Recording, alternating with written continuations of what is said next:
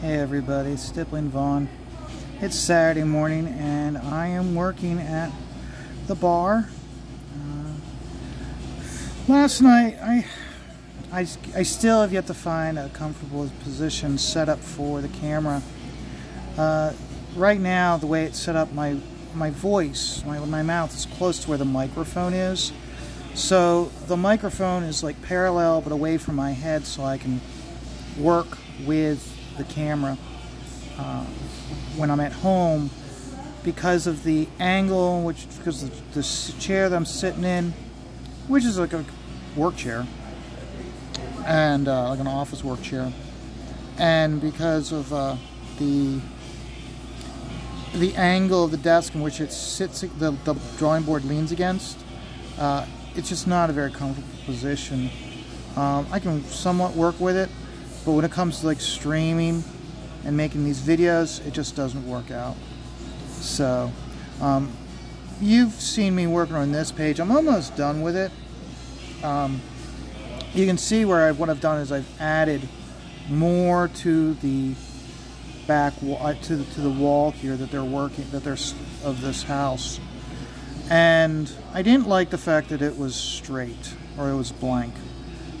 It's an old rundown house, and that's why I'm going in and adding the wall. You know, you can see where it doesn't have drywall, it's got slats, old wooden slats, to make up the insulation. And then I have the wallpaper over top of it, which is peeling off. So I'm just wanted to put, it adds a rundown, dirty look to it.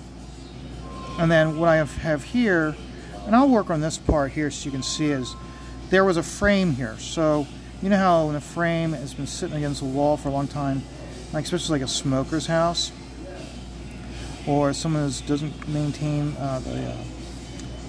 the cleanliness of the house, when you take the picture down, what happens is you have a clean spot, and then you can see where the wall's dirty. So that's what I'm doing, is just adding some really light dots here, so you get that sense that there was a picture there. And this is the type of thing that's normally, that illusion now is created with computers, with the computer coloring. I don't want to do that. I try to do as much as possible in inks to create tone and detail. So that way when color gets added in, it's just all you're doing is just adding a color drop. So that way you have flat colors. When I go to do the coloring for this book, I'm going to have to pay attention to how they did books in like the 70s and 80s, so you get that, so you can use those color schemes and methods. When the professionals were talking about the Joe Kubert, their favorite Joe Kubert pages, they were showing, that's one of the things they brought up, is how like they weren't doing like trying to render every single thing, like getting his flesh tone to be that color, and getting like all the different like colors of the airplane and whatnot. They just had like yellow and orange to give you that sense of give you a stronger like emotional sense of what's going on. So that's what I'm going to try to do also when I do mine, is not just worry about how like, oh well, his face is going to be this color. No, just if it matches up with the tone of the story, to have the face completely in a yellowish orange color, then that's what I'm going to do. So you can see how it's coming along slightly, and I'm just going in just really lightly, putting it in, doing a very quick light fade. May have gotten a little heavy up here, but it can all be fixed easily. So just keep putting the dots in. Good old Al, you can hear him in the background hollering away. And that's one of the things I like about being here at the bar. It's Saturday, and we have Kong of Skull Island on TNT on the TV. So I have something to glance up at while I'm working. And right now the one soldier is about to meet the monster-sized stick bug. So, which Kong from Skull Island I like the movie. I know dialogue-wise and plot-wise, it got a lot of criticism. For me, all it is a verbal visual distraction up on the TV for me to glance up at. I think it has a lot of neat action sequences, and one thing also I liked about it is that they have various down and up shots, which not even in a lot of modern action films do you get a lot of that these days. I know Shane was talking about how the artists these days, how like they don't do any push and pull with the scenery. It's all like it's all a medium shot. It's all like a straight or medium shot. So you gotta like push and pull with that stuff. And so with this one here, I'm trying to do the push and pull. Even with this panel here, you can see where I've got him in the severe foreground, and the characters who are going to be, the dialogue bubbles would be them. That's in the background. So, but just having fun with it. And when you're going like this, you don't have to, because remember, it's all you're doing is you're implying that there was a picture there, so you don't have to be completely correct. So you can take this here and pull these dots over to where the wallpaper is. Because all you're just doing is adding just adding some texture to the wall to give it something, so it has something there. And that's one of the things a lot of I see some artists they don't do that. They color the hell out of it so everything's muted when it gets printed, because they don't understand how color looks when it's printed, or it just looks like shit. I'm trying to think of something I just recently looked at, and the rooms looked vacant. So I'm trying to add stuff like, you know, the different paneling and different textures to give the wall, to give some character to the house, because you gotta keep in mind the background is a character itself in the shot, and it's there to help set and give you a sense and reinforce the environment that they're in. I know after like specifically I would say once Rob Liefeld came on the scene, and he would just give the bare minimum of where the characters were, unless it was like someplace like high-tech laboratory, he'd go all out, but otherwise he would just be bare minimum if it was like in a living room, to give you that sense. And I see where it hindered the industry for a while artistically, but I think moving forward from there, it raised the cream of the crop, and those artists that recognize the necessity of that type of stuff continue to get good work afterwards. So last night Michael Bancroft was streaming, and if you watched last night's video, yeah, I was stream sniping him, and there's, I don't know, this guy by the name of Joe Gloss. He was whining on Twitter about how literally no one is asking for Harry Potter to be remade.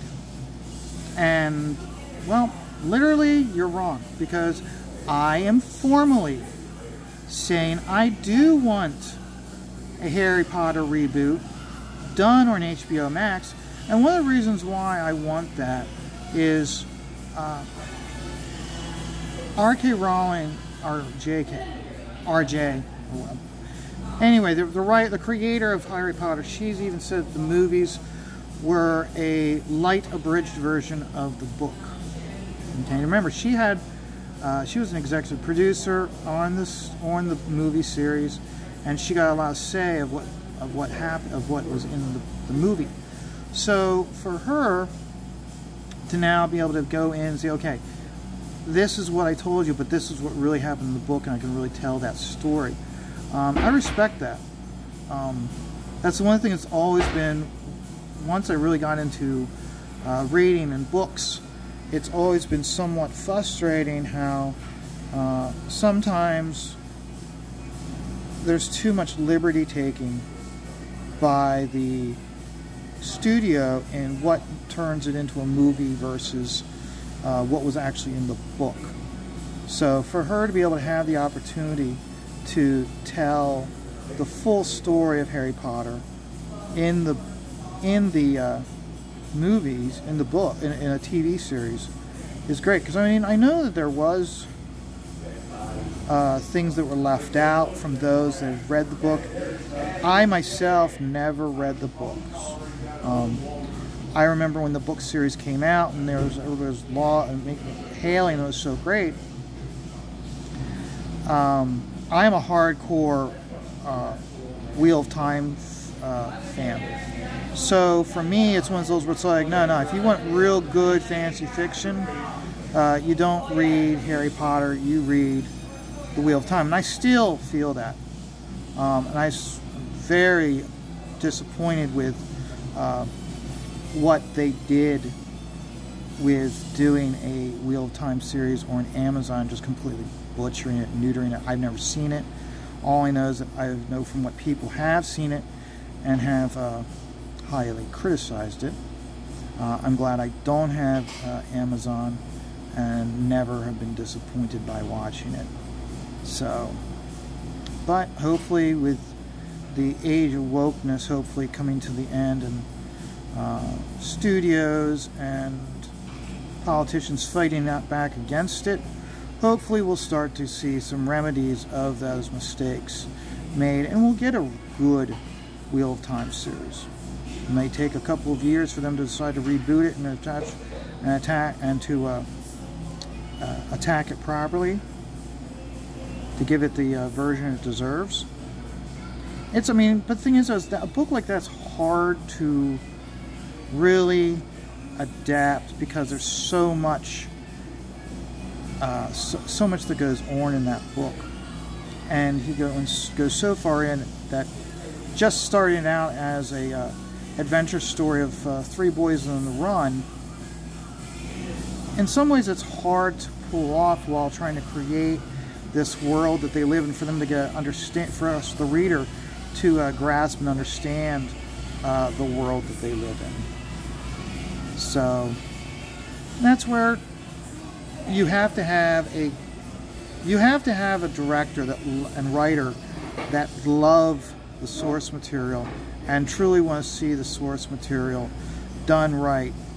I think about how when Jackson was doing the Lord of the Rings movies, he kept reinforcing everybody, this is not our movie, this is Tolkien's movie. And so like stuff that was in it that like you may not agree with it, it's not for you to say to disagree or to agree. We're not telling our story, we're telling his story, which is an important thing that I think a lot of writers, directors, and studios forget about. So, but no, so I have formally made Joe Gloss a liar, and I have no problem with making him a liar. So, because literally, someone has said that they want the series, and it's me, Stippling Saturday. So, and of course, Anheuser-Busch has very quickly walked back their issue with having a TikTok influencer of the trans community, and they flat out said, we never intended for our product to create division amongst our client base. You think about it, they couldn't sit on this and say, oh, if we just say nothing, it'll go away. You think about it, it's the start of the baseball season, it's still the basketball season, it's still the hockey season, you have NASCAR and those racetracks, and Budweiser has big contracts with those stadiums and arenas. So if the stadiums are going, hey, we can't carry your product because nobody's buying it, do you really think that Miller Lite and Coors Light are going to just simply sit there and let Budweiser take its lumps. No, they're going to swoop in fast, going like, hey, we can provide you with a product, and we're not alienating our customer base. So why don't you have us in your stadiums? And the stadiums were there to make money. I mean, when they want to charge $9 a beer.